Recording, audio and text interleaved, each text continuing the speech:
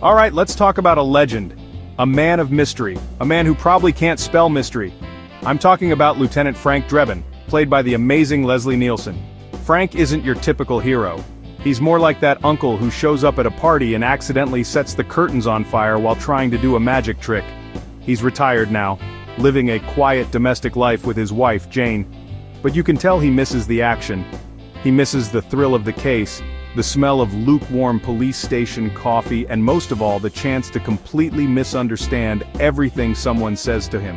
He's a walking disaster, but somehow, things always seem to work out. It's like he has a superpower. And that superpower is pure, uncut chaos. Frank's home life is, well, it's something.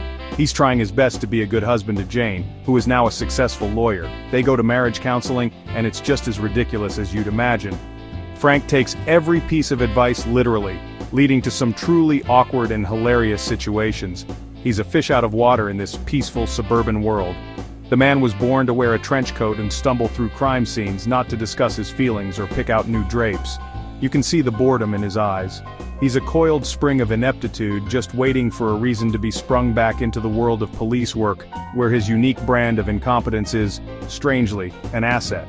The beauty of Frank Drebin is that he is completely unaware of the destruction he causes. He walks through life with this incredible confidence, delivering serious lines while everything around him descends into slapstick madness. He'll give a heartfelt speech to a suspect, not realizing his pants are caught on a nail or that he's accidentally glued his hand to a priceless vase. This obliviousness is what makes him so funny. He's not trying to be a comedian, he's just trying to be a cop. And that sincerity, mixed with his legendary clumsiness, creates a character that is just impossible not to love. He's the hero we don't deserve, but definitely the one we need for a good laugh. Think about it. Most action heroes are suave, smart, and always one step ahead. Frank Drebin is the opposite. He's clumsy, dense, and usually about 5 steps behind, tripping over his own feet. Yet he saves the day. How?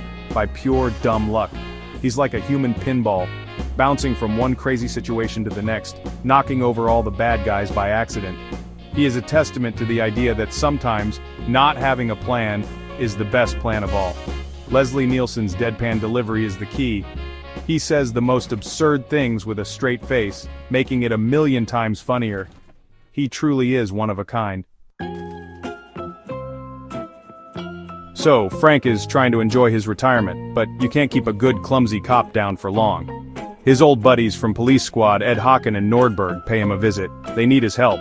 There's a new threat in town, a dangerous bomber named Rocco Dillon, and he's planning something big. Frank, of course, tries to resist. He promised Jane he was done with that life. But the call of duty, and the chance to escape another boring afternoon, is too strong. He reluctantly agrees to go back, just for this one last case. It's like seeing your favorite band get back together for one more tour, except this band only plays instruments that explode.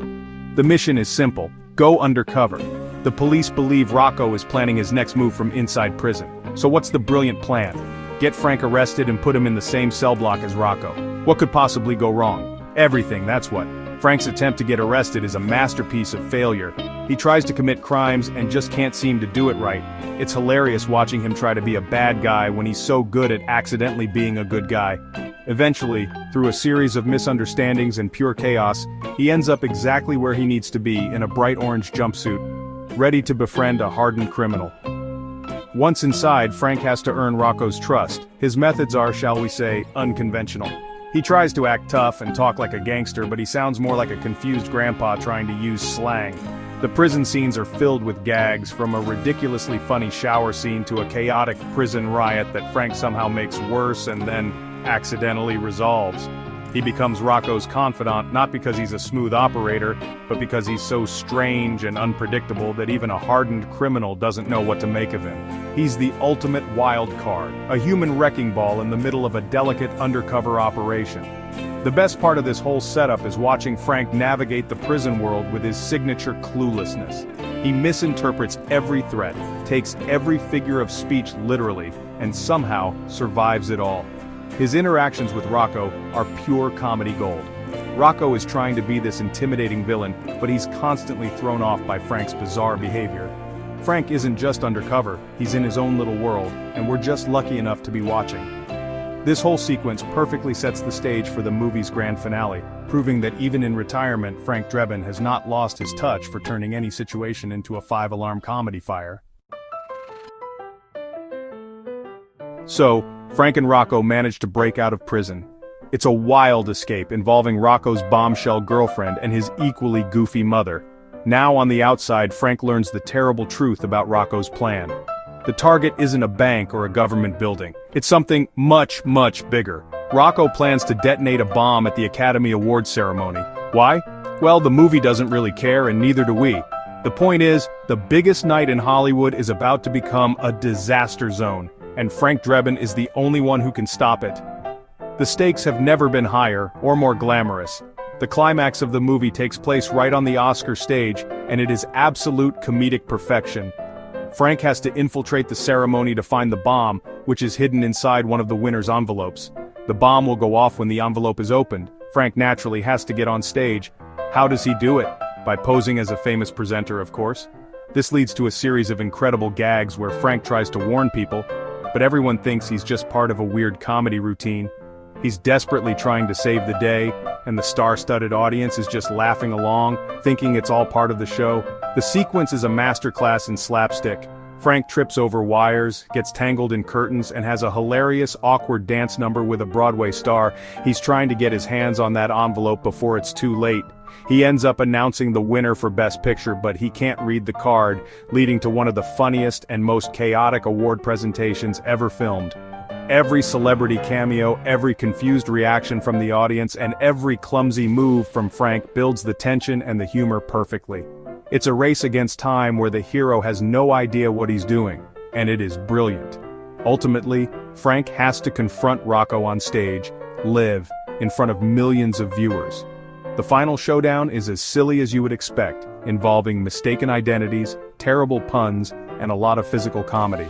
Frank, through a combination of dumb luck and accidental genius, manages to disarm the bomb and save Hollywood. He becomes a hero once again, not with skill or grace, but with his uncanny ability to be in the wrong place at the right time and somehow make it right. The Academy Awards scene is the pinnacle of the movie's humor, a truly unforgettable and gut-bustingly funny finale to his mission. So why is Naked Gun 33 1/3 such a great ending for the series? Because it gives us everything we love about Frank Drebin but turned up to 11. It doesn't try to reinvent the wheel, instead it perfects the formula. You have the pun-filled dialogue, the background gags you only catch on the third viewing, and Leslie Nielsen's unwavering, straight-faced performance. The movie knows exactly what it is, a non-stop parade of silliness.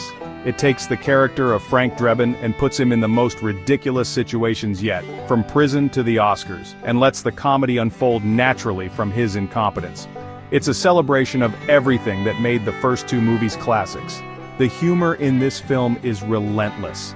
It's a machine gun of jokes. If one doesn't make you laugh, the next one will. And the one after that is probably a sight gag that will have you crying with laughter. The movie parodies so many other films, from The Untouchables to Thelma and Louise, but you don't even need to get the references to find it funny. The slapstick is universal. Watching Frank try to navigate a sperm bank, thinking it's a regular bank, is comedy at its most absurd and brilliant. The film is packed wall to wall with these moments, never giving you a chance to catch your breath before the next laugh hits. More than that, it brings Frank's story to a satisfying close. He starts the movie feeling lost in retirement, and by the end he has proven, mostly to himself, that he's still got it. He saves the day, gets the girl again, and even becomes a father in a final scene that is as funny and chaotic as the rest of the movie. It's a happy ending for a character who brought so much happiness and laughter to audiences. The film doesn't try to be emotional or deep. It just wants to make you laugh one last time with these characters you've come to love, and it succeeds beautifully. In the end, the final insult is the perfect victory lap for the Naked Gun trilogy. It's a wonderful send-off for Leslie Nielsen's most iconic character. It's loud, it's dumb, and it's one of the funniest movies ever made. It reminds us that sometimes the best kind of comedy is the kind that doesn't take itself seriously at all. It's just pure fun. If you want to understand the genius of slapstick and deadpan humor, look no further. This movie isn't just a final insult, it's a final, fantastic joke that leaves you with a huge smile on your face. A perfect farewell.